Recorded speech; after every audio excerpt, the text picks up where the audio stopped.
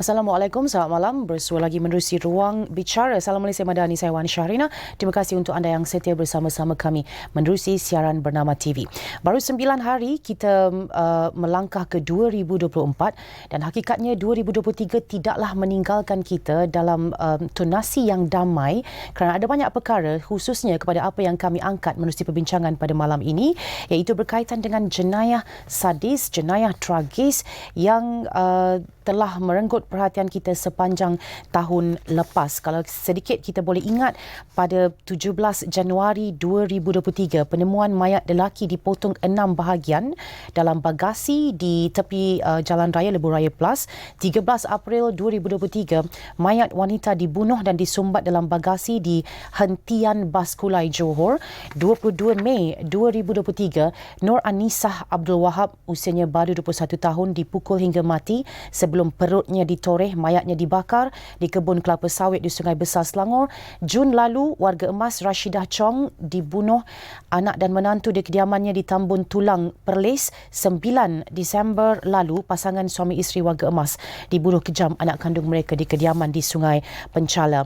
Dan baru saja beberapa hari dalam minggu pertama Januari 2024 ini, masyarakat juga dikejutkan dengan laporan penyiasatan kepada penemuan satu mayat wanita yang berada dalam keadaan menyayat hati, tanpa kepala, tanpa kedua-dua belah tangan serta kaki dalam tong sampah di Alur Gajah, Melaka. Dan 6 Disember, masih ingat lagi Malaysia berduka semasa jasad anak autisma Zain Ryan ditemukan tidak lagi bernyawa selepas dilaporkan hilang. Dan itu semua berlaku dalam sampai sekarang ini sudah pun lebih sebulan.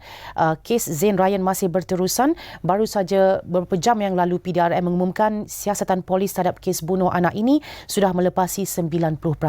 Dalam menyebut beberapa kes-kes ini, sebenarnya sampai sekarang, sementara nama-nama seperti Kenny Ong, Suzaili Mokhtar, Nurin Jazlin masih lagi meniakan parut yang berbekas di hati kemanusiaan kita. Kita nak bercakap tentang jenayah sadis yang pembunuh mereka ini ada dalam kalangan kita.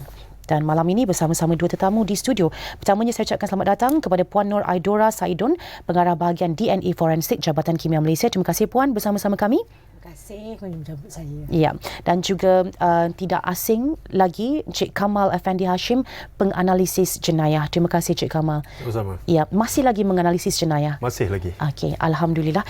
Kita nak bercakap tentang perkara-perkara yang telah pun kita sebut sikit sebanyak sebelum tadi, tapi pertama sekali mungkin boleh kita kenal sedikit kerjaya Puan Nur Aidora yang saya kira sangat menarik. 25 tahun dalam bidang DNA dan forensik, dan kalau bercakap tentang pengalaman-pengalaman terhadap kes-kes yang paling rumit diselesaikan ataupun yang memang kita semua tahu, kita tidak tahu apa yang berlaku di sebalik kes-kes itu, Puan mungkin boleh kongsikan. Basically analisis DNA forensik ni kejayanya tidaklah semenarik yang disangka ya.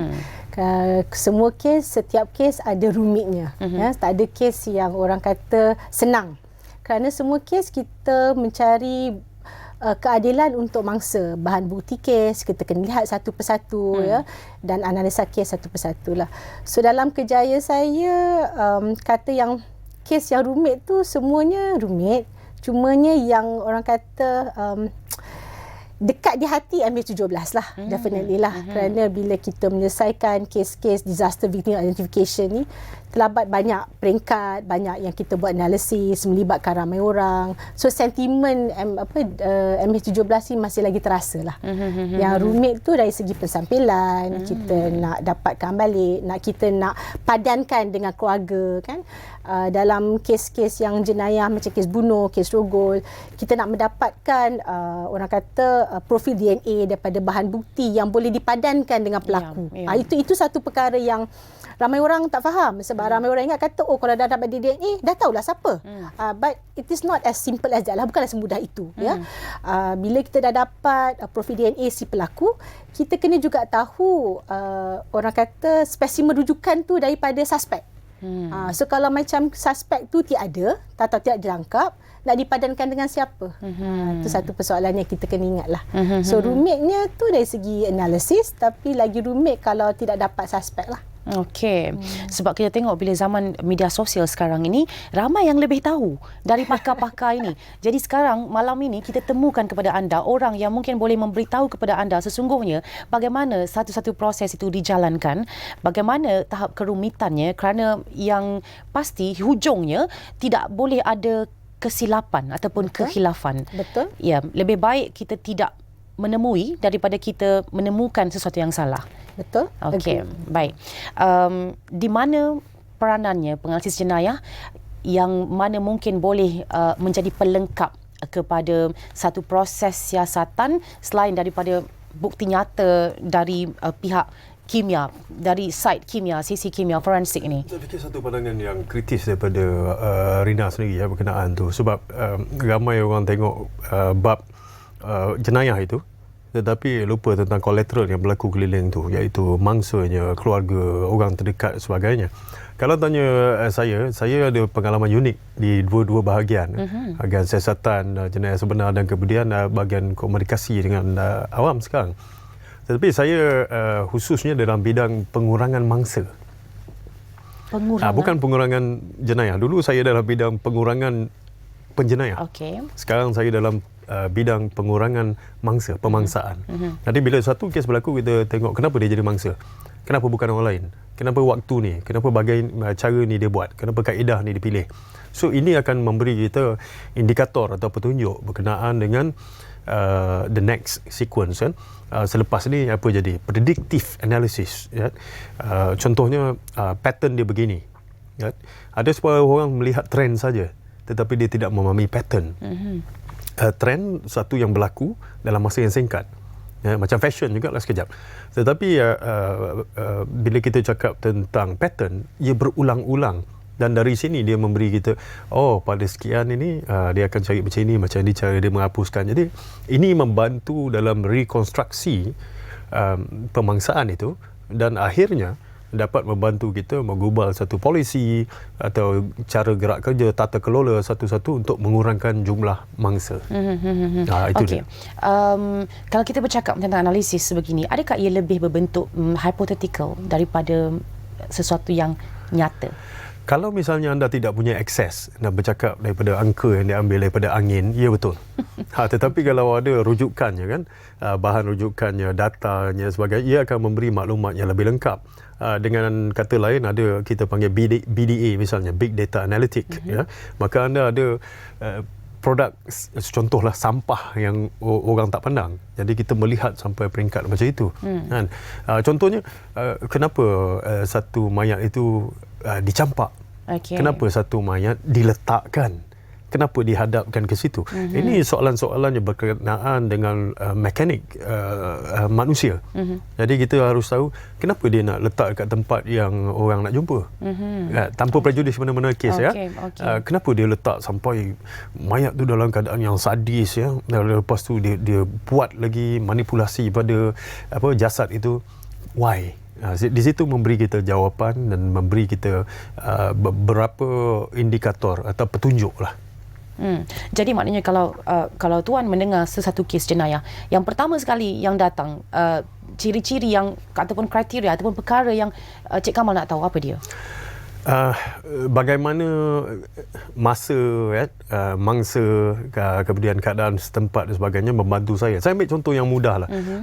Kita cakap pasal jenayah ragut.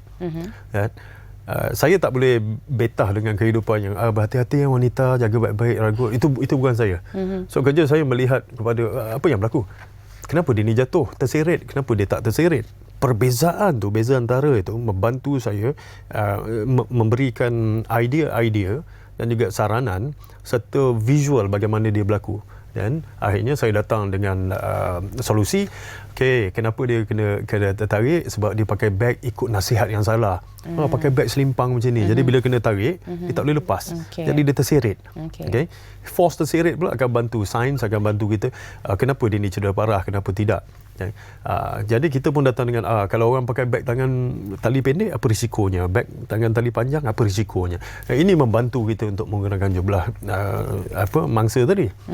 Kalau kita tengok just kesian, alah dia ni sedihnya, beginilah, setiap kes pembunuhan adalah tragis kerana dia telah melibatkan kematian kepada seseorang dan kehilangan kepada orang yang lain.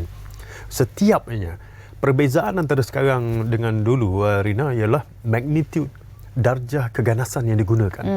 Kalau dulu dia bunuh ya. Tapi dalam kes, ada kes yang dibunuh kemudian dikelar muka, ya.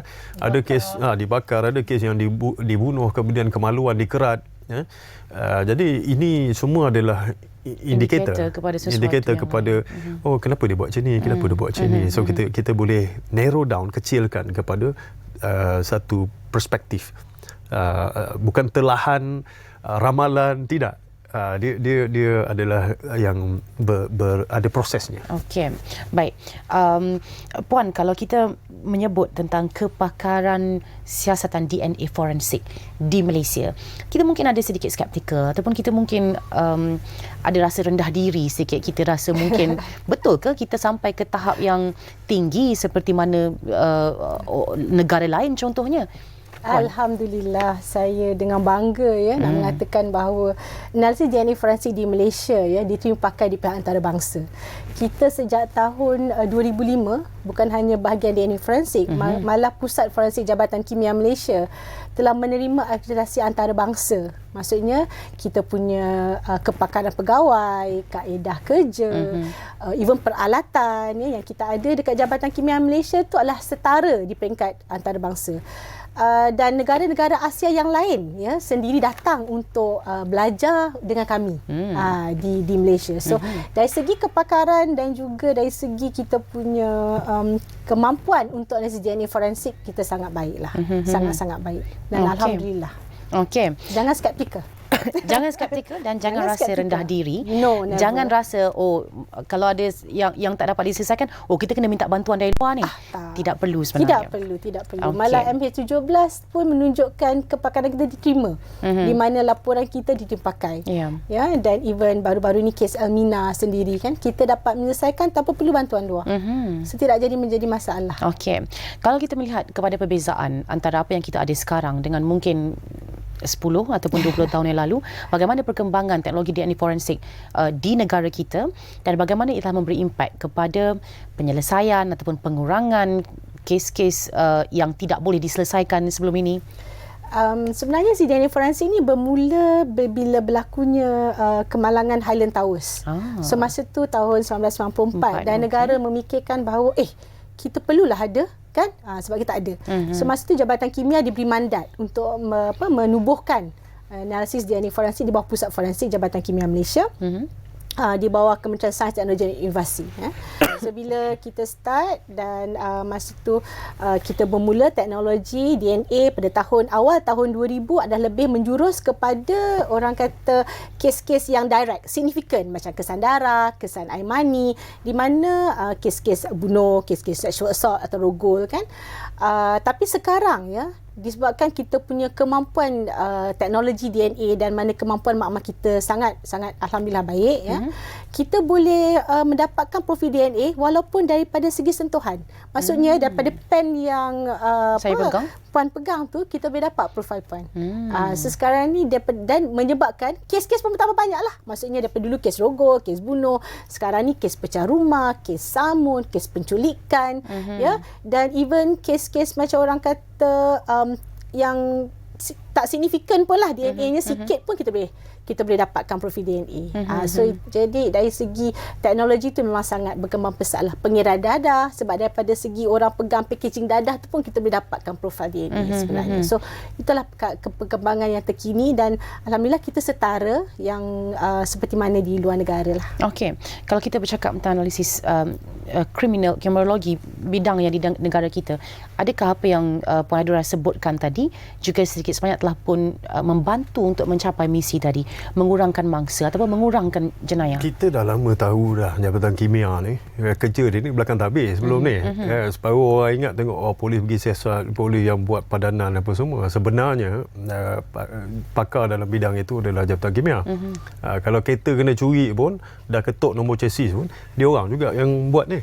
Kan? Proses. Apa lagi pakaian kena bukti-bukti biologi sebagainya. Jadi ya betul mereka membantu sebab daripada dapatan dia tu anda boleh lihat dengan jelas bagaimana kaedah seorang penjenayah secara kreatif cuba menipunya. Sebab ia akan dibawa ke mahkamah. Kemudian daripada transkrip mahkamah tu anda boleh tengok dapatannya begini, so tak mungkin dia jadi macam ni. So dalam bidang saya pula kita belajar daripada situ. Kita belajar apa yang dilakukan oleh penjenayah untuk mengaburi siasatan itu atau mendorong siasatan itu jalan ke tempat lain, dan daripada situ dia membantu pula kita untuk menyuarakan atau menyarankan kepada publik ni baik-baik ni kena baik-baik. Bila nak keluar rumah ke tolonglah taruh selotip ke apa ke. Kalau dulu orang tahu bedak kan. Sekarang kita cakap ni sebut kunyit. Dia lagi lama kan? Lagi lama sebut kunyit ni. So benda-benda ni membantu. Bila saya cakap nak balik kampung nanti kena buat macam ni. Ini sangat membantu. So apa saja dapatan daripada sains itu, ia boleh digunakan untuk aplikasi disiplin-disiplin lain. Betul. Okey, kalau begitu, kalau boleh kita tahu mengapa degree kepada jenayah, keseriusan jenayah yang ada di negara kita ini juga semakin berlipat kali ganda sekarang ini. Okey, kalau kita lihat kepada kes contohnya Kenny Ong tahun 2003, hanya 21 tahun yang lalu. Pada masa itu sangat menggemparkan kerana kita tidak pernah menemui kes yang begitu darjah kekejaman. Jadi sekarang ini bezanya sebulan sekali seolah-olahnya kita jumpa perkara-perkara seperti ini. Maklumat tersebar lebih cepat. Kalau dulu kita bergantung pada cetakan akhbar, tapi sekarang sekejap aja daripada tingkat sebelah kan, kongsi terus dapat. Jadi ini satu kebocoran atau ketirisan maklumat itu. Pengendalian maklumat itu yang menyebabkan komplikasi macam itu berlaku. Kadang-kadang ini mengganggu siasatan. Dulu pun ada juga yang kan, misalnya kes kematian Jean Pereira kan, yang dibunuh kemudian mayat dia ditinggalkan dekat Menara Jam itu. Ada juga berlaku. Naas kapal terbang Tanjung Kupang ada juga berlaku kan. Tapi maklumat itu ini kemudian yang menjadi masalah, sebahagian daripada mereka yang punya akses ini public lah dia buat spekulasi. Spekulasi begini dan begitu sebab semua orang nak jawapan. Sedangkan kita ada masa, kalau memasak pun nak kena empuk tu dia ada masa dia. Bukan boleh telur ni masukkan dalam periuk air panas terus jadi telur rebus. Tak, ada masa untuk masak. Dari segi siasatan, ini dipanggilkan strategi. Maklumat yang berperingkat sedikit demi sedikit ini adalah strategi siasatan. Misalnya dia nak tangkap seseorang, dia ada suspek tapi dia cakap kita tak ada suspek buat masa ni.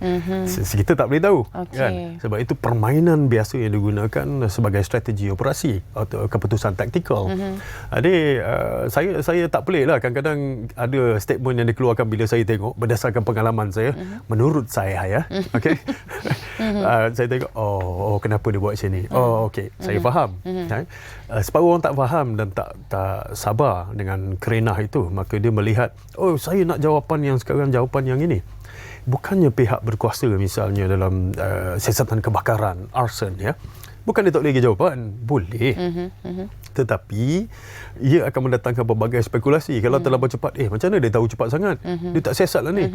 Bila dia ambil masa untuk siasat dengan berhati-hati, ni kes dah tutup lah ni. Pasal semua orang dahagakan maklumat tu, informasi tu. Dulu kita ada editor yang kawal semua. Sekarang ni tak ada. Bila tak ada ni, itulah apa beza dulu dengan sekarang. Perbezaan dia darjah keganasan tadi, dengan kreativiti. Dulu pun kita ada kes bunuh, sekarang pun ada Tapi dulu dia bunuh, sekarang kita ada bunuh bakar. Bunuh potong bakar pun ada kan. Bakar bunuh potong pun ada. Si bakar ni yang kita kena cari ni kan. Jadi kita tanya kenapa sebab kreativiti yang patut kita lihat bagaimana dia mendorong mangsa sehingga datang ke situ. Apa taktik yang dia pakai kan. Rina minta tolong datang kejap, ada emergency, maka orang nama Rina pun datang Dia tak tahu itu adalah perdaya yang cuba dilakukan, perangkap yang dilakukan oleh penjenayah. Di sini kita dapat belajar. Okey. Kan? Silakan. Okay. Alright. Kerana apa yang Cik Kamal sebutkan tadi, jadi membuatkan saya terfikir sebab kita mungkin terlalu cepat responsif kepada kenyataan-kenyataan seperti masih dalam siasatan. Jadi orang pun terus nak siasat apa lagi, nak tunggu berapa lama lagi. Sedangkan itu semua adalah salah satu taktikal dari segi komunikasi sajalah, penyampaian sahaja. Kerana tugasnya ialah untuk mencari ataupun menyelesaikan masalah itu, bukannya untuk menyedapkan hati mereka yang membaca semata-mata. Ya. Okey, kita akan sambung semula sebentar lagi. Kami buka ruang untuk bersama-sama mengajukan soalan kepada panelis kita pada malam ini. Puan Nur Aidura Saidun merupakan pengarah bahagian DNA Forensik Jabatan Kimia Malaysia dan juga Encik Kamal Effendi Hashim, Bangsis Jenayah yang terkemuka. Taliannya 0326979768. Kita berehat seketika, kita bercakap tentang jenayah sadis pembunuh antara kita. Kembali selepas ini.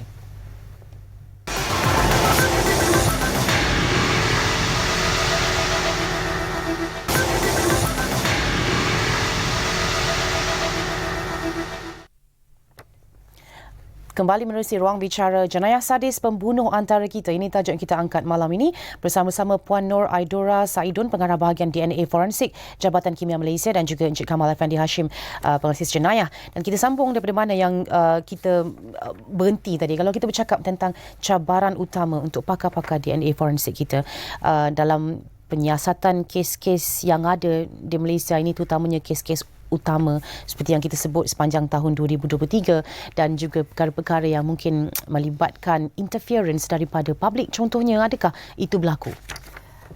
Cabaran kita terutama dalam segi analisis adalah sampel itu tersendiri. Sebab ada masa kita dapat sampel yang kita kata pristine ataupun sampel yang bila kita dapat profil dia simple profile, orang kata daripada satu sumber sahaja. Jadi kita boleh terus matchkan, padankan dengan suspek ataupun dengan mangsa. Suka saya nak cerita sikit tentang bahan bukti DNA ni lah. So bahan bukti DNA ni dia unik. Maksudnya satu manusia, dia ada satu set of DNA profile dan tak boleh berubah. Dan DNA profil DNA dia memang untuk dia sahaja. Itu memang dijadikanlah kejadian semula jadi. Ya. Tak ada DNA yang sama. Maksudnya daripada adik-beradik dia, kalau 22 orang pun adik-beradik dia, profil DNA 22 orang ni daripada satu ibu dan satu bapa pun akan berbeza. Ada satu cara sahaja. DNA profil ni yang sama adalah bila you adalah kembar seiras. Satu telur disenyumkan satu spermatozoa dan kuasa Allah, 2, 3, 4 and then your DNA adalah samalah seiras. Okay? So bila kita dapat tahu yang profil DNA ni unik ya untuk satu individu, maka ianya adalah satu orang kata intelligent tools ataupun investigation tool, satu alat penyiasatan yang sangat berguna bagi identifikasi seseorang dan juga bagi memastikan bahawa adakah si pelaku ataupun si mangsa yang betul-betul terlibat. So cabaran utama kita macam saya cakap tadi lah, kalau dapat satu profil yang single ya daripada satu, then alhamdulillah senanglah. Tapi cabaran dia bila kita dapat profil bercampur. Maksudnya bila terdapat profil daripada 3 orang. So terutamanya dalam kes-kes minta maaf lah ya, the sexual assault yang melibatkan ramai pelaku. So kita dapat 2-3 orang. So bila kita buat analisis, kita akan dapat profil yang lebih daripada seorang yang memerlukan kepakaran, masa dan juga interpretasi DNA itu akan menyebabkan satu cabaran bagi kami nak mengenal pasti adakah padanan kepada pelaku tersebut. Tapi kalau kita lihat usaha-usaha seperti contohnya membakar mayat, itu semua tidak akan menjejaskan bukti kimia, bukti forensik. Dia menjejaskan, tapi kita kena lihat dari segi kebakaran tu degree ke mana sampai degree.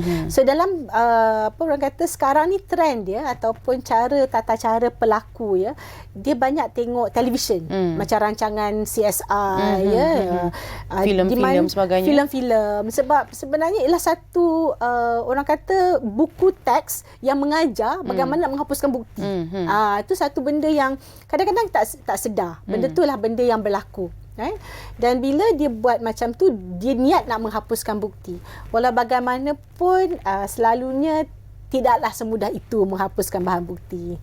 Tak semudah itu. So selalunya insya-Allah lah dengan berkat ketabahan penyiasatan PDRM dan kepakaran kami menjalankan analisis, insya-Allah kes tu boleh diselesaikan. Akan ada lompongnya dalam perbuatan itu. Ada.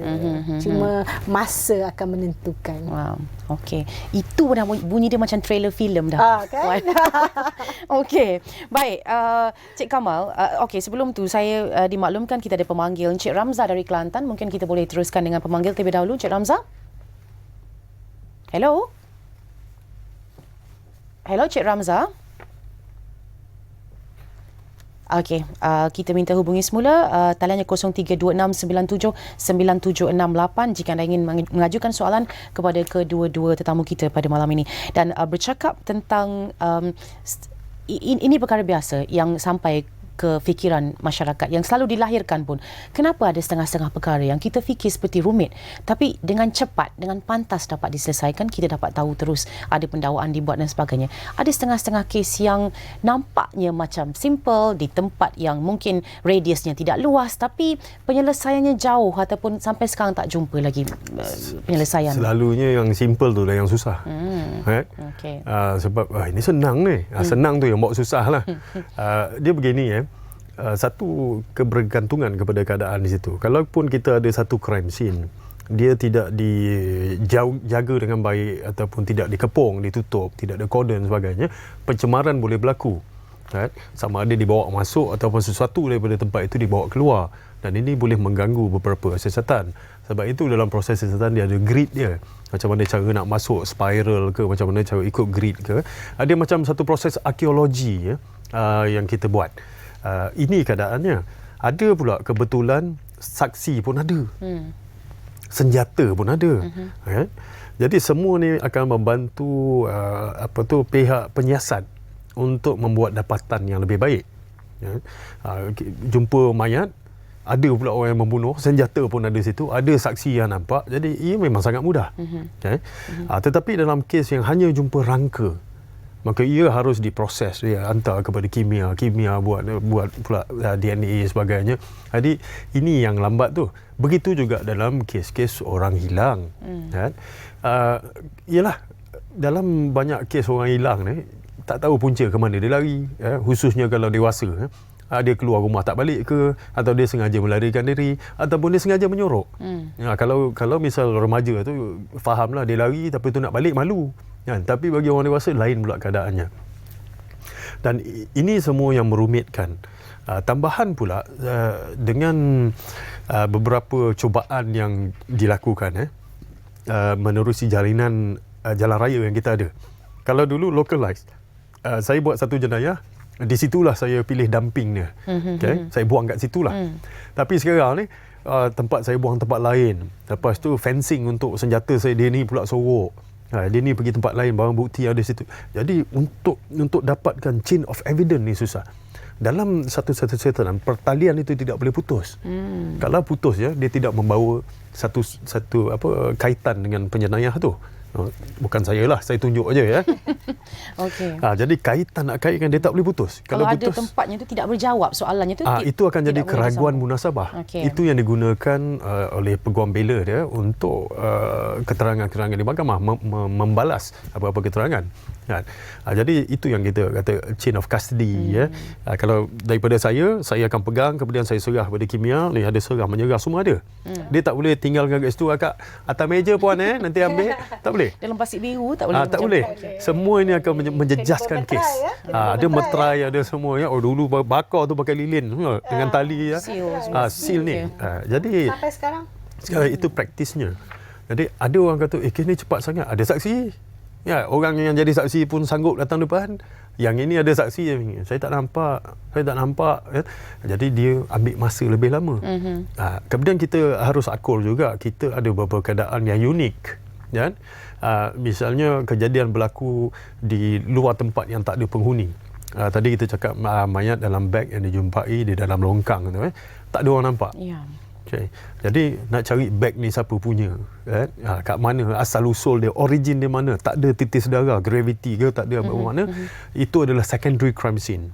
primary-nya tempat lain. Jadi nak kesan ni pun kena tengok ada orang hilang tak, ada siapa-siapa hilang waris tak dekat sini, kat sini. Jadi perkara-perkara ini akan dibawa. Belum lagi hakisan hujan, cuaca, dia degrade tapi tidaklah sampai menjejaskan sangat. Ini akan ambil masa. Pengalaman pegawai penyiasat sendiri akan ambil masa. Kalau pegawai penyiasat telah membuat keputusan yang dia ni macam ini jadi sebelum pergi. Ini kes ni. Okey. Jadi ini akan ada titik buta kita pada benda lain. Akhirnya kita membuat satu konklusi tidak berdasarkan bukti yang ada. Kerana kita nak mencari sesuatu yang justify kepada apa yang kita dah ada dalam mind tadi. Ya, kita kena faham ada dua konsep yang berbeza. Satu, did the evidence fits the crime? Did the crime fits the evidence? So ni dua ni ada jalur yang berbeza. Kena tengok evidence dulu, baru tengok crime. Okey. Kalau kita pergi tu dah tengok ni jealous ni. Kejap lagi pergi, apa pasal sabit ada kat sini? Kenapa pula kan? Ada pakai racun pula. Dah pening lah. Okey. Baik, kita ada pemanggil di talian seorang lagi, Cik Ridwan dari Pulau Pinang. Hello Cik Ridwan. Assalamualaikum. Waalaikumsalam.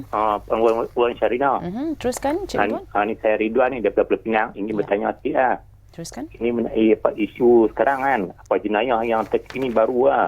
Mengenai kes daripada orang bom manusia kan. Kemudian menyiminkan manusia. Bagaimana kita nak kesan DNA tu? Boleh Alipin huraikan dalam ni? Terima kasih. Wassalam. Okey. Kalau kita bercakap tentang pelupusan mayat yang kita dah cakap pasal bakar tadi, tapi mungkin kalau kita boleh sebut tentang usaha seperti simen, baru je sebenarnya kita dengar berita berkenaan dengan penemuan mayat wanita dalam simen di tandas contohnya, ataupun kalau tahap mayat itu diletupkan sampai tinggal cebisan, adakah itu juga boleh kita dapatkan jawapan? Okey. Bila kita melihat, saya ambil yang paling akhirlah yang tadi kena bom kan. Bila kita dapat mayat telah dibom, cebisan tu masih lagi kita boleh dapatkan profil DNA-nya. Terutamanya kalau ada tulang, ada sepihan. Orang selalu beranggapan bahawa bila DNA tu kecil atau sikit tak dapat. Sebenarnya dia di sebaliknya. Bila sepihan tu kecil, dia akan cepat kering. Bila dia kering, secara automatik, secara semula jadi, DNA itu akan diawetkan. Dia akan kering, diawet. So degradasi ni akan berlaku bila dia basah ataupun dia lembab. Jadi kalau dia kering, so automatically diawetkan dan kita akan mendapatkan profil DNA. Dan balik kepada bahan bukti yang contoh mayat yang disimen. Okay. Mayat yang disimen, tengok juga keadaan bagaimana. Ada masa secara semula jadi, bila disimen, kita mengawetkan bahan bukti tersebut. Sebab bila disimen, simen itu akan keras. So dia tak ada udara. Tidak kompos dan dia sebagainya. Dia tak dikompos. Okay. So dari segi itu, bahan bukti itu diawetkan lah. Dan kebanyakan masa, ianya bukan primary. Tempat yang disimen tu dah jadi secondary sebab dia dumping. Maksudnya dia buangkan mayat di situ. So mesti ada tempat lain kat mana ia berlaku. So dalam keadaan bunuh ataupun rogol, akan ada bahan bukti yang ditinggalkan. Especially kalau dalam kes-kes bunuh mesti ada darah. Kan darah tu kalau kita cuba bersihkan pun masih lagi akan tinggal kesan. Dan ia indikator kepada perancangan yang berlaku juga. Saya nak tambah tadi. Macam inilah. Membunuh orang memang senang. Menghapuskan bukti, ini cerita lain. Susah. Kan? Sangat-sangat, bukanlah mustahil, sangat-sangat sukar. Okay. Tak semudah yang disangka. Tak semudah yang disangka lah. Okay. Adakah dengan kemajuan dan perkembangan yang kita ada sekarang, kita boleh mungkin menyelesaikan ataupun mencari closure, penutupan kepada unsolved case sebelum ini, yang dulu-dulu. Contohnya seperti kes Nurin Jazlin yang kita tidak tahu penutupnya. Okey. Puan. So dari kes Nurin Jazlin, alhamdulillah kita mempunyai profil pelaku. Cumanya pelaku tersebut tu masih belum dapat ditangkap ataupun belum dapat dijumpai untuk mendapatkan profil untuk dipadankan. Okay. Dari segi berbalik pada soalan yang kata teknologi, sudah tentu teknologi sekarang kita lihat di banyak negara barat di mana cold cases ataupun kes-kes yang lama dibuka kembali. Okay. Persoalan di sini di Malaysia, adakah benda tu berlaku? Ya, kita ada beberapa kes yang dihantar untuk kita buka kembali dan untuk diselesaikan. Walau bagaimanapun berbalik kepada keadaan cuaca Malaysia. So Malaysia ni kita keadaan kita tropical. ya, dia kata adalah panas dan lembab, merupakan orang kata resepi yang sangat baik untuk mendegradasikan DNA. So DNA ni kalau macam contohlah kita pergi pasar, kita beli ayam. Ayam tu kita tak simpan dalam peti ais. Kita letak je dekat atas tu. Kita beli ayam pukul 8 pagi. Okey, pukul 1 atau pukul 3 petang baru kita tengok ayam kat dapur. By then dah berbau, betul? Okey, begitulah orang kata sampel DNA. So kalau kita nak awetkan dia, nak preserve untuk kita simpan, untuk kita buat analisis untuk 10 tahun, 20 tahun akan datang, ianya perlu disimpan dalam keadaan yang baik. InsyaAllah selagi ianya di bawah orang kata custodian DNA, bila dihantar ke Jabatan Kimia Malaysia, kita akan simpan dalam tempat yang bagus dan baik supaya tiada berlaku degradasi yang melampau sehingga menyebabkan profilen tidak dapat diperolehi. Walau bagaimanapun di luar, setelah kami memulangkan balik, itu di luar kawalan kami lah.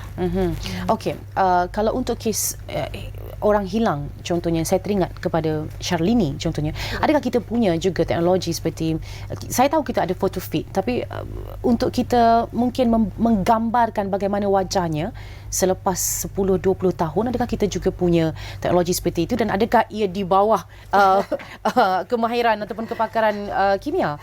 Tidak. Tidak. Untuk photo feed tu bukan di bawah kepakaran Kimia Malaysia. Walau bagaimanapun ya, setiap orang hilang mesti ada ibu dan bapa, adik-beradik. So setiap kali ada orang hilang, kita ada mengambil orang kata sampel DNA, sampel rujukan untuk kita simpan. Right? Sekiranya tiada, katalah yatim piatu, tak ada ibu bapa, tiada adik-beradik, anak tunggal, pihak penyiasat PDRM akan pergi ke rumah dan mengambil bahan-bahan macam sikat rambut ataupun bros gigi, yang mana profil tersebut akan disimpan. Kita di Malaysia, kita ada Forensic DNA Data Bank of Malaysia di bawah milikan PDRM lah, PDRM, dan juga kita dengan PDRM dan Jabatan Kimia Malaysia, kita joint venture lah untuk sama-sama meletakkan profil dalam Forensic DNA Data Bank of Malaysia tersebut. So kalau kes-kes yang lama pun akan masih lagi akan ada lah. Rekodnya ada tersimpan kita akan di situ. simpan. So kalau lagi 10 tahun, 20 tahun mungkin foto feed tak dapat, tapi DNA tu insya-Allah ada. Kalau dan DNA tidak akan berubah. Kalau tiba-tiba muncul dalam data bank itu satu kes yang baru yang ada padanan DNA dengan kes yang lama, ia boleh alert. Dia akan alert. Pihak itu, pihak PDRM memang sentiasa orang kata memantau Forensic DNA Data Bank of Malaysia, dan juga dibantu oleh kami di Kimia Malaysia. Okey, itu sangat menarik. Maknanya ia bukan semata-mata muncul ataupun wujud dalam filem ataupun di luar negara, ia ada secara nyatanya di negara kita. Ia sudah pun berada pada tahap itu. Okey, dari pengalaman Cik Kamal Effendi, apa motif yang selalunya timbul dalam kes-kes pembunuhan, terutamanya jenayah-jenayah yang tragis di Malaysia ini? Baik. Saya nak balik siap tadi kepada Sharlini Muhammad Nasha. Pada usia 5 tahun dia dilarikan sehingga sekarang tak dijumpai. Untuk makluman, hari ini adalah ulang tahun ke-16 kehilangan itu.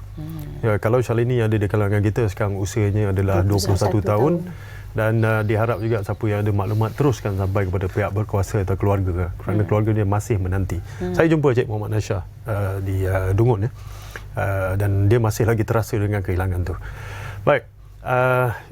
Kepada soalan tadi, motif, walaupun dia bukan satu keperluan dalam sistem perundangan kita, kita tak perlukan motif untuk membuat pendakwaan. Kita perlukan opportunity, peluang tadi, dengan means bagaimana dia dilakukan bagi pendakwaan yang berjaya. Tapi secara am, motif ni datang dalam range yang pelbagai, jurus dia. Ada yang pasal cemburu, dia bunuh. Kemudian ada yang pasal kecil hati, tersinggung, pertelingkahan situ. Kemudian ada juga yang dilarikan, diculik, tetapi kerana boleh mendatangkan musibah kepada penjenayah, maka kemudian orang ini dilihat sebagai pemberat lah, jadi dibunuh. Begitu juga dalam kes-kes yang mana identiti pengadu tu, penjenayah tu cuba dihilangkan, misalnya dalam pembuangan bayi, mayat janin dijumpai sebagainya. Jadi motif ni dalam range yang sangat-sangat besar. Dia boleh membantu dari segi kita tengoklah kenapa bahagian muka dia lebih banyak dipukul, dia cederakan, digosakkan, bukan pada bahagian badan. Ini akan mengecilkan sedikit skop profil orang yang melakukan tu. Kita boleh menganggap, oh ni dilakukan oleh orang dikenali. Ada macam inilah. Macam mana dia masuk rumah tu lah. Pintu tu tak ada kesan tendang pun. Bermakna dia masuk dengan dijemput atau dia ada kunci pendua. Jadi itu membantu dalam rekonstruksi jenayah dan membuat dapatan-dapatan yang baik. Tetapi kalau kita nak cakap motif untuk pendakwaan, ia tidak diperlukan dalam sistem perundangan kita. Itu keadaannya. Jadi range motif yang banyak. Ya? Kalau orang bergaduh, maklumlah orang bergaduh ni macam-macam motif boleh. Ya?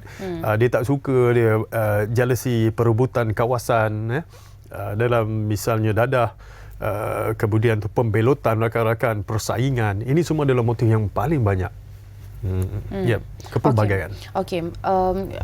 Kerana apa kita tadi saya merujuk kepada kenyataan Ketua Polis Negara yang menyebut bahawa antara perkara yang menjadi cabaran dalam penyiasatan kes yang melibatkan Zain Ryan ialah kerana ketiadaan motif ataupun kita tidak tahu apa motif yang menyebabkan seorang kanak-kanak autisma 6 tahun mahu dicederakan ataupun dibunuh sebegitu. Ya, mungkin satu yang aneh pada orang, tetapi bagi saya berdasarkan pengalaman saya sendiri, saya pernah tanya penjenayah. Dia pecah rumah. Kemudian bila dia tak puas hati, dia akan rogol kanak-kanak yang ada dekat rumah tu lah. Bila tertangkap, saya tanya dia sendiri, apa pasal buat je ni kan? Jawapan dia suka-suka je. Dia tak ada motif. Dia just kill time. Kan? Jadi kepada tadi kenyataan yang dibuat oleh yang dihormati Ketua Polis Negara, saya tak membaca keseluruhannya. Jadi bagi saya naratifnya itu saya tidak pasti. Cuma saya boleh katakan kesukaran memang dihadapi dalam pelbagai sudut siasatan. Ya? Apakah motif ini akan membantu kita untuk mempercepat, accelerate ataupun mendapatkan arah tuju? Barangkali apa saja petunjuk pada satu sekolah pemikiran, apa saja petunjuk, termasuk kalau kita dapat tahu motif, ia barangkali boleh membantu. Ini satu sekolah yang berpendapat ini akan memudahkan kita untuk mencari siapa pelakunya, kalangan mana, layering yang mana. Ya.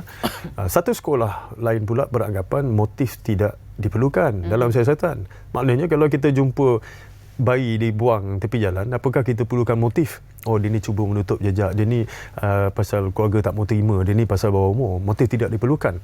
Jadi dari satu sudut, ya, dia dalam kedudukan yang kritikal.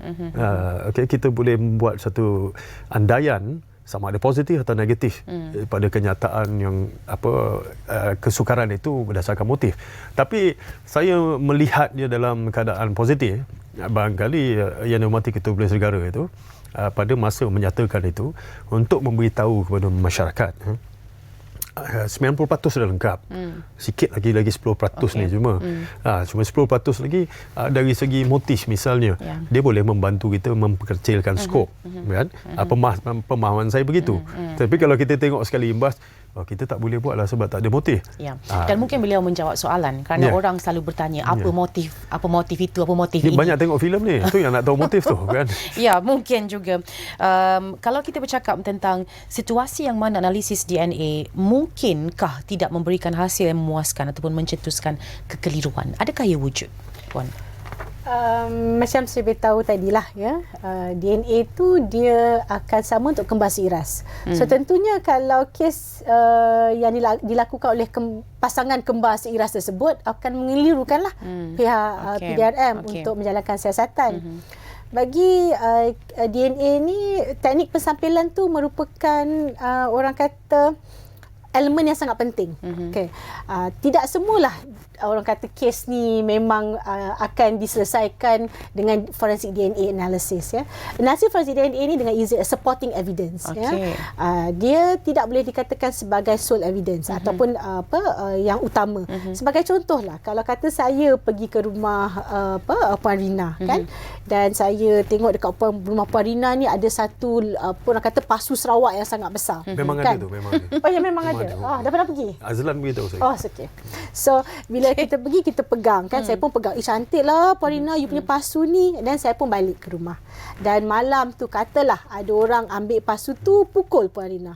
Kan? Dan bila polis buat investigation dan hantar sepihan, tengok ada profil saya. Adakah ia mengatakan saya yang menceritakan Puan Rina? Sebab tu saya kata profil DNA ni adalah supporting evidence. Okay. Di mana kita akan memberitahu kepada kita bahawa pada sesuatu masa seorang individu ada di situ.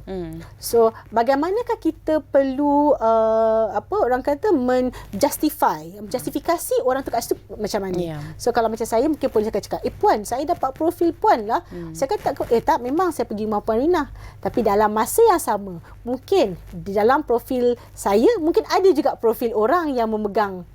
So dari segi itulah, so keliru dan kita kena lihat dari segi aspek. So saya suka mengatakan bahawa ahli kimia ni dia merekonstruksi kejadian di makmal. So ahli kimia di Jabatan Kimia Malaysia ni bila datang sesuatu kes, dia kena fikir balik, dia kena baca setiap satu barang sampel yang dihantar dan apakah keperluan analisis dan bagaimana orang kata keputusan analisis tersebut dapat membantu pihak PDRM dalam penyiasatan dan juga pendakwaan di mahkamah. Okey. Cik Kamal nak tambah tentang itu? Apa yang dia cakap tu sangat betul lah tadi. Pasal bukti kehadiran bukan bukti melakukan. Ya. Jadi banyak lagi proses siasatan yang perlu dibuat. Mencari saksi mata. Dia pula ada saksi dalih. Dia kata, mana ada, saya dulu jual pasu tu. Dah ada cap jari pasu. Persoalan yang sebenarnya ialah, bolehkah saya meletakkan cap jari Puan Aidora dekat peti tu? Okey. Ini soalan tu kan? Okey, kalau kita bercakap tentang ini, hasratnya ialah untuk mengurangkan mangsa. Betul. Dan okey, itu mungkin lebih jauh lagi, tapi kalau untuk kita turut membantu orang-orang yang ada potensi ataupun ada risiko menjadi mangsa ni, untuk kita turut memudahkan walaupun tanpa sengaja kerja-kerja penyiasatan selepas itu, apa sebenarnya yang patut kita sentiasa ada dalam minda kita? Kita sentiasa wajib mengingat bahawa kita boleh menjadi mangsa. Okey. Itu nombor satu. Hidup dengan kenyataan bahawa kita boleh jadi mangsa. Tapi janganlah sampai fobia kan. Takut nak keluar sebagai paranoid. Tidak. Maksud saya, realiti bahawa kalau kita tidak berhati-hati, kita boleh jadi mangsa. Pak mangsa ni ada 3, Rina. Satu, mangsa keadaan. Memang budak tu lalu, masa tu dia lalu, tiba-tiba dia kena tarik. Dia jadi mangsa keadaan. Yang kedua, mangsa yang telah dipilih oleh penjenayah berdasarkan cita rasa dia. Dia nak cari yang kurus, tinggi, langsing. Dia tak mau cari rendah misalnya. Daripada 10 kat luar sana, dia pergi canvas, kemudian dia pilih satu yang paling mudah untuk dia melaksanakan hajat jenayahnya. Dia desire to commit the crime. Kemudian yang ketiga, mangsa yang rambang. Yang ramai ini, yang saya khawatir adalah mangsa yang rambang. Nasihatlah macam mana pun, cakap jaga baik-baik, harta ke ni, jalan situ jaga baik-baik. Kita pula, kita mana boleh jadi mangsa? Kita ada belajar ni lah kan. Kita ada bawa dalan, bawa lesung batu ni, kalau orang apa-apa kita baling je. Kasut kita tinggi ni, kalau baling anjing pun pengsan. Ini alasan-alasan mudah yang kita buat kerana kita beranggapan hanya satu spesies sahaja yang boleh jadi mangsa. Kita tak boleh jadi mangsa. Akhirnya ini yang jadi mangsa. Kan? Juga dalam keadaan saya percaya kat dia ni, tak apalah, pergi dengan dia ni mungkin selamat. Ini pancing kadang-kadang. Jadi penjenayah kreatif kan. Dia cakap, awak kena datang sekarang sebab adik keluarga awak sakit, awak tolong datang. Baru-baru ni ada jenayah macam tu. Dia telefon keluarga tu. Dia telefon budak ni, dia kata, you kena keluar daripada rumah ni. Kalau you tak keluar, saya akan lakukan sesuatu pada keluarga angkat you. So bila dia keluar, dia telefon keluarga asal dia, anak you sekarang dalam kawalan kami, kalau you tak bayar duit 80,000 USD, okay, and then satu akan berlaku pada dia. Budak ni pula dia kata, kalau you nak dua-dua keluarga selamat, you ambil gambar you macam you kena tawan. So gambar tadi dia bagi pada penjenayah bagi kat keluarga dia. Keluarga dia ingat betul, keluarlah duit. Walaupun jenayah itu tidak berlaku pun secara fizikal. Tak. Okay. Jadi ini cabaran utama kita ialah masyarakat kita kadang-kadang hanya setakat menjadi orang ramai. Ini kena kat orang Melayu je ni, orang Cina tak kena, kan? Penjenayah dia tak pernah ada diskriminasi tau. Penjenayah dia tak ada diskriminasi, janji untung misalnya, ya. Jadi dia akan ambil kesempatan apabila berlaku pertembungan triangle kita. Satu, kita ada penjenayah, ruang dan peluang. Ketiga, ada mangsa. Hanya apabila ketiga-tiga ini bertembung baru boleh jadi satu kes jenayah. Tanpa salah satu ia gagal. Ini sangat mudah untuk kita tengok tu. Ya. Puan Aidora, daripada tadi lagi nak tambah. Ya, saya suka nak menambah tentang macam mana kita nak pengurangan mangsa kan. bukanlah kata boleh mengurangkan mangsa. Walau bagaimanapun kita boleh melakukan sesuatu bila kita menjadi mangsa. Okey. Pada saya bahan bukti biologi ni sangat penting ya, dan sangat boleh digunakan untuk orang kata identifikasi suspek ataupun pelaku. So sekiranya lah ya, walaupun saya tahu bila berlaku dalam keadaan begitu kita sendiri pun tak sempat nak fikir, tapi kalaulah ada yang orang kata boleh ingat, kalau you dalam keadaan yang mana you rasa you terancam ataupun you diperlakukan dengan cara yang tak baik ya, apa-apa pun cakarlah, dapatkanlah at least orang kata bahan bukti biologi si pelaku tu dekat bawah kuku, ataupun dapat orang kata lukakan sedikit, dapatkan darah dia, those are the things yang akan boleh membantu pihak penyiasat. So bila dah berlaku you boleh kata tadi saya bergelut dengan dia ataupun saya sempat lukakan dia, darah dia ada kena di sini, so benda-benda begitu dapat membantu pihak penyiasat, kerana selalunya pelaku dia tidak akan, it's not orang kata kali pertama lah. Dia akan, jenayah ni akan sentiasa berulang. Jarang sebenarnya first timers kan. Jarang. Dia akan jarang nak terus bunuh je. Ya, betul. Atau jarang terus nak merogoh seseorang kan. Saya kira itu sangat penting untuk kita tahu. Sekurang-kurangnya jika kita menjadi mangsa, kita kena pastikan orang itu juga pun akan menjadi mangsa juga suatu masa nanti. Mangsa kepada sistem keadilan, betul. Cik Kamal, kalau kita bercakap tentang behavior, itu mungkin tipsnya untuk memudahkan urusan penyiasatan selepas ini. Tapi kalau kita cakap pasal behavior, apa yang, sebab saya pernah dengar orang kata jangan benarkan kita dibawa ke lokasi kedua. Apa-apa yang boleh berlaku, yang perlu berlaku di situ. Sebab kalau orang itu adalah saya kan. Orang itu adalah saya. Saya rasa macam bukan. Tapi macam saya. Boleh okey. Kan? Normally daripada satu kejadian apabila kita dipindahkan transit dalam masa transit ni sebenarnya masa pemikiran, dia tengah fikir nak tinggalkan kita ke, nak hidup ke, nak mati. So dia tengah sedang membuat keputusan. Sebab itu dia pindah, sebab dia belum dapat buat keputusan. Seperti kes Kenny Ong contohnya ke tempat yang berbeza. Ya, kes yang dah berlaku, ya betul ya.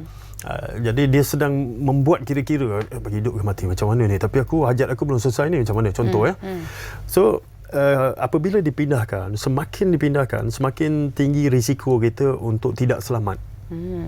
Dalam kes colik sekalipun, untuk tebusan misalnya, kalau kerap dipindahkan, kita baca ni tak mau polis dapat tangkap lah ni, jadi pindah. Tidak semestinya. Sebab dalam pemikiran penjenayah, alamak kalau kena tangkap ni macam mana ni kan. Jadi so to cut the losses, you sedang membuat calculation, you take this risk. Pindah dulu while kita think. Boleh dapat duit? Tak boleh? Okey.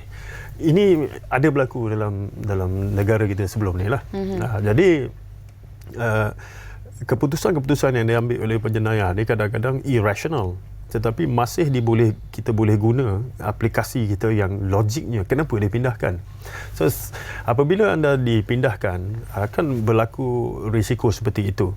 Tapi yang mustahak juga, tinggalkan bukti di tempat asal tadi kan, ambil satu yang unik lah. Kita pun tak tahu unik bagi orang-orang apa uniknya. Tak kisahlah apa yang ada kat tepi tu, debu ke apa tu. Apabila dipindahkan ke tempat kedua, dia dah jadi secondary tadi. Masih ada lagi pertalian pada satu tadi. Katalah hidup.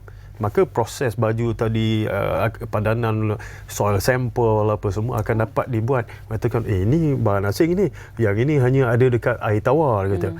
Bukan air tawar Kota Tinggi, tidak, air tawar ni air masin misalnya. Jadi ia dapat membantu rekonstruksi dan juga pendakwaan yang berjaya kepada orang itu. Ini dia. Okey, itu sangat menarik. Perkara-perkara yang saya kira pesanan lah daripada pakar-pakar kita pada malam ini. Kita ada sedikit masa lagi, seminit mungkin, dalam kita bercakap tentang jenayah sadis dan juga mencari, mengesan, mengenal pembunuh antara kita. Mungkin sebagai penutup, nasihat, pesanan yang mau diberikan. Saya mungkin kata macam ni lah. Kalau orang tu tak pakai topeng, barangkali besar kebarangkalian kita tak kenal dia. That's right, dia tak kisah pun muka dia nampak, sebab kita tak kenal. Tapi orang pakai topeng ni kena tutup muka bagainya, maka barangkali orang ni kita kenal. Selalu orang ingat kalau dia pakai topeng dia tak mahu kita kenal.